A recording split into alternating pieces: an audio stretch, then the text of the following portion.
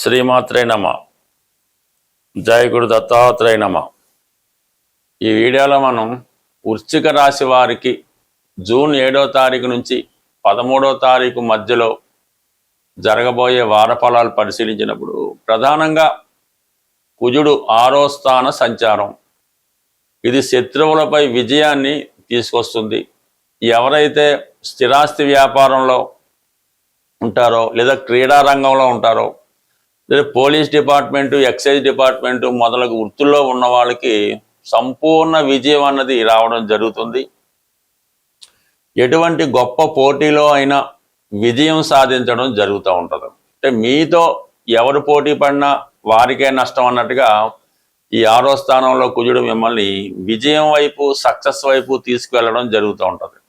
అటు ఉద్యోగపరంగా మీరు ఎదుర్కొంటున్నటువంటి సమస్యలు కానీ, అనారోగ్యపరంగా మీరు ఎదుర్కొన్నటువంటి సమస్యలు కానీ, లేదంటే ఏదైనా కోర్టు సమస్యలు, డిపార్ట్మెంట్ వారితో ఇష్యూస్ ఏమన్నా కూడా అవి మీకు అనుకూలంగా తీర్పు రావడం జరుగుతూ ఉంటుంది. ఇక శని భగవానుడు 5వ స్థాన సంచారం వల్ల కొంతవరకు ఏదైనా ఒక నిర్ణయం తీసుకునేటప్పుడు చాలా జాగ్రత్తగా ఆలోచించవలసి ఉంటుంది. ఏదైనా స్పెక్యులేషను, షేర్ మార్కెట్లో ఉన్న వాళ్ళు మాత్రం గతంలోలాగే జాగ్రత్త పడడం అనేది మంచిది పట్ట. తొందరపడి ఎటువంటి నిర్ణయం తీసుకుని అది ఇబ్బంది అవుతుంది. ముఖ్యంగా ప్రేమికుల విషయంలో కొంత నిరాశ తప్పకపోవచ్చు. పంచమంలో ఉన్నటువంటి శని భగవానుడు సప్తమాన్ని వీక్షించడం, అక్కడ రవి భగవానుడు ఉండడం వల్ల ప్రభుత్వ అధికారుల వల్ల కొన్ని ఇబ్బందులు రావడం జరుగుతూ ఉంటుంది.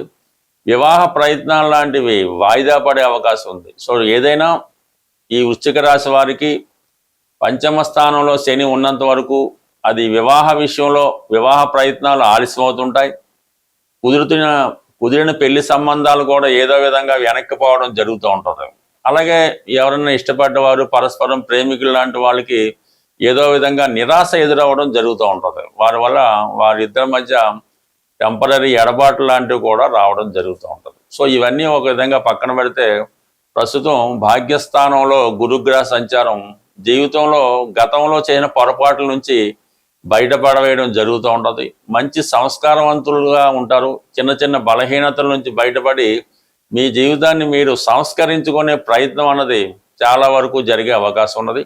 అలాగే కొత్త కొత్త ఆలోచనలు, మంచి నిర్ణయాలు తీసుకోవడం జరుగుతుంది. ఇది విద్యార్థులు చాలా వరకు మళ్ళా లైన్లో పడడం జరుగుతుంది. వాళ్ళు గతంలో ఉన్నటువంటి ఫెయిల్యూర్ నుంచి బయటపడి మళ్ళా విద్యలో అభివృద్ధి సాధించడం జరుగుతూ ఉంటుంది. అంటే ప్రస్తుతం వృశ్చిక రాశిని గురుగ్రహ వీక్షణ ప్రభావం వల్ల జాతకుడు ఆరోగ్యంగా ఉండడం జరుగుతుంది. మంచి అలవాట్లు, మంచి నడవడిక రావడం జరుగుతుంటుంది. ఇక 5వ స్థానాన్ని వీక్షించడం వల్ల మీలో ఉన్నటువంటి టాలెంట్కి గుర్తింపు వస్తుంది.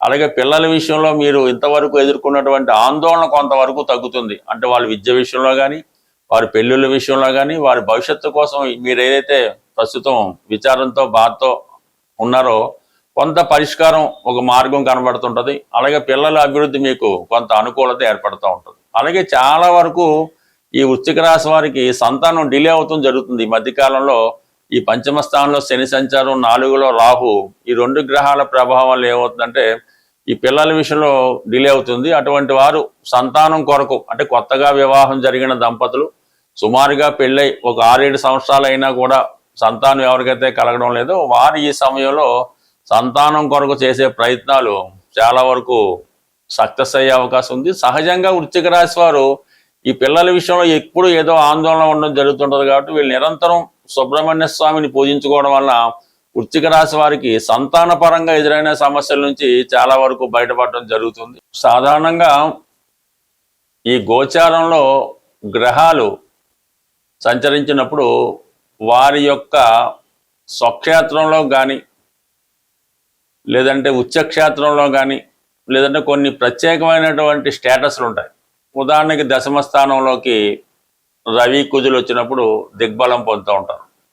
సో ఈ విధంగా ప్రస్తుతం ఈ వారంలో కుజుడు స్వక్షేత్రగతుడై ఉండడం, బుధుడు స్వక్షేత్రంలో ఉండడం, అలాగే గురువు ఉచ్చస్థితిలో ఉండడం, ఈ ప్రధాన గ్రహాలు, అంటే ఈ బుధుడు స్వక్షేత్రంలో ఉండడం వల్ల వ్యాపార పరంగా, వ్యాపార వర్గంలో ఉన్న వాళ్ళకి, విద్యార్థులకి చాలా అనుకూలత, ఇంప్రూవ్మెంట్ రావడం జరుగుతుంటుంది.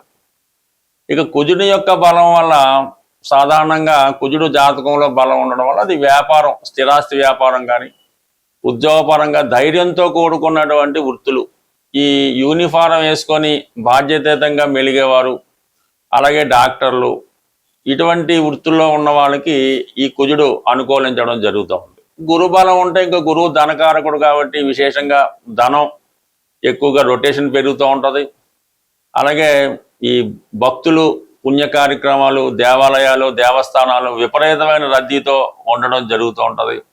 ఖరీదైనటువంటి వస్తువుల యొక్క వాల్యూ పెరుగుతూ ఉంటుంది. అంటే గోల్డ్, సిల్వరు మొదలగు మెటల్స్ యొక్క వాల్యూ పెరుగుతూ ఉంటుంది.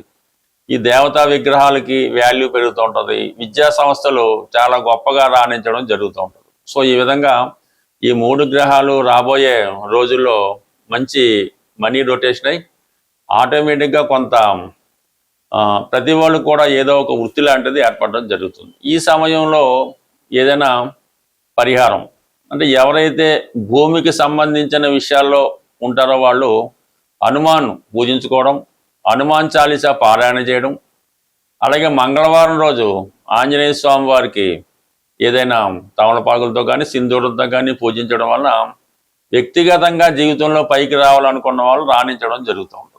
ఇంకా వ్యాపార పరంగా అభివృద్ధి చెందాలనుకున్న వాళ్ళకి బుధుడు, సో ఈ బుధుడు మరి ఆకుపచ్చ రంగుకు ప్రాధాన్యత ఇస్తుంటాడు కాబట్టి ఈ బుధవారం రోజు వెంకటేశ్వర స్వామి టెంపుల్లో కానీ, విఘ్నేశ్వర టెంపుల్లో కానీ, వెంకటేశ్వర స్వామికి అయితే తులసి దళాలతో అర్చించి విష్ణు సహస్రనామ పారాయణ చదవడం వల్ల అది కళ్యాణం కాని వారికి, వివాహం కాని వారికి జరుగుతూ ఉంటుంది.